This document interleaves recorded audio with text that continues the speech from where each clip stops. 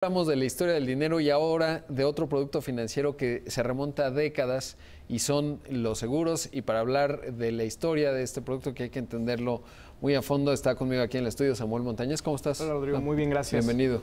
Pues, ¿cómo nacen los seguros? La industria naviera, según yo. Exactamente. Principalmente... Bueno, no era industria ni siquiera. Exacto, era... en lo marítimo. Exactamente. Exacto, en los barcos.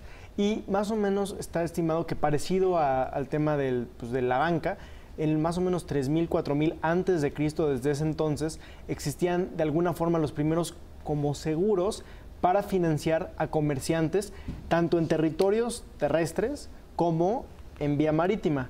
¿Y cómo era esto? No era como el seguro que hoy estamos acostumbrados, más bien constituía en algo que le llamaban préstamo a la gruesa, así se le conocía, y es que si tú eras el capitán de un barco, por ejemplo, tú decías, a ver, la mercancía que traigo en el barco vale 1,000 pesos. Ah, perfecto.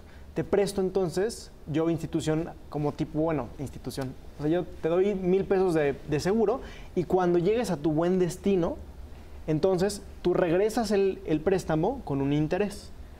Y si no, obviamente si hubiera pérdidas, tú puedes mantener ese dinero por el equivalente a pérdidas consecuentes. Entonces, ese préstamo llamado préstamo a la gruesa también se aplicaba en territorios terrestres, dado el caso en que tú quisieras ir de una ciudad a otra para transportar algo y piratas, literalmente piratas, pues te robaban la mercancía.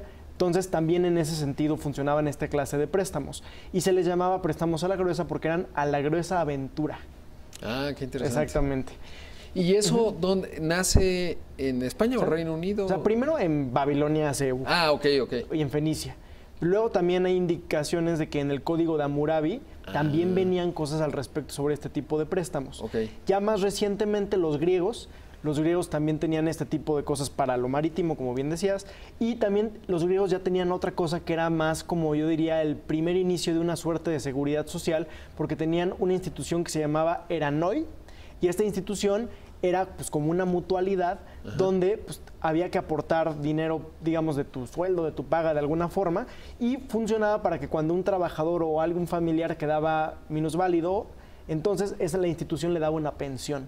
Y luego, la última vez alcanzamos a platicar de cómo los monjes británicos empezaron a hacer los primeros cálculos actuariales, digamos, en cuanto al promedio de vida y el riesgo, que ese es un mundo en sí mismo, la evaluación de riesgo y probabilidad vinculado a ello, y que finalmente a través de un esquema mutualista, pues aseguran a las personas, pues estamos hablando del siglo XVIII, según yo. Exactamente.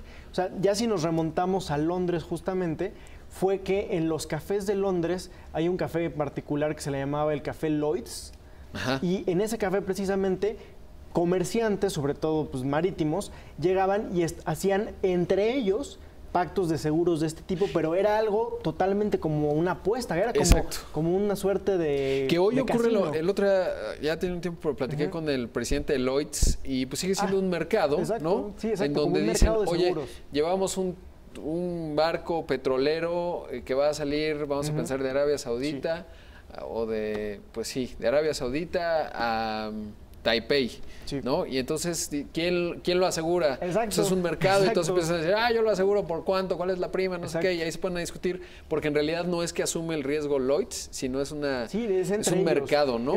Es como un mercado de aseguradoras. Que es interesantísimo los, ¿cómo se llama estos? Underwriters o evaluadores, porque, por ejemplo, ¿cómo aseguras? Pues cosas raras, ¿no? Vamos a trasladar a Keiko, la ballena. A Keiko, ¿Cuánto vale, no? ¿Quién evaluó el riesgo? ¿Quién evaluó el valor? ¿Cuál es la indemnización? ¿A quién le pagas? Etcétera. Y es realmente un mundo fascinante porque parecería aburrido, ¿no? El mundo de los seguros, pero de David Beckham. Exactamente, ¿no? Se tiene que hacer una evaluación, estimar un impacto y tal, ¿no? Que además eso es importante. Este mito que luego surge en las películas de te compran un seguro y luego te hacen algo para cobrarlo, pues no funciona porque está vinculado al impacto económico que generas. Es decir, normalmente es 1 o 2 años de tu salario, es la suma asegurada por la que una compañía pues te vendería el seguro. Sí, ¿no? Un seguro de vida, por ejemplo, ¿no? Por ejemplo. Y justamente entonces, regresando a Lloyd's, cuando empezaba en los años 1679, creo, pues era algo rudimentario y fue hasta justamente con los monjes, unos años después, que esto eran apuestas básicamente, porque pues nada más era como apostar, porque no había un cálculo el señor. actuarial de ningún tipo, ni alguna estadística, probabilidad, no había eso. Entonces, con los monjes.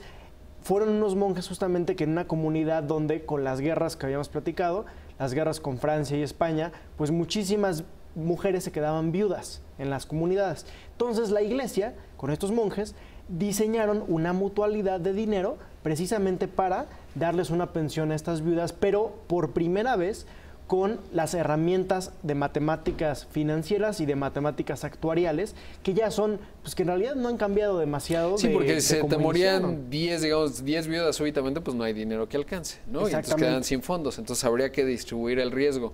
Y esa es una ciencia en sí misma. Pero Sam, bien interesante, lo seguiremos platicando. Gracias por estar aquí. Gracias.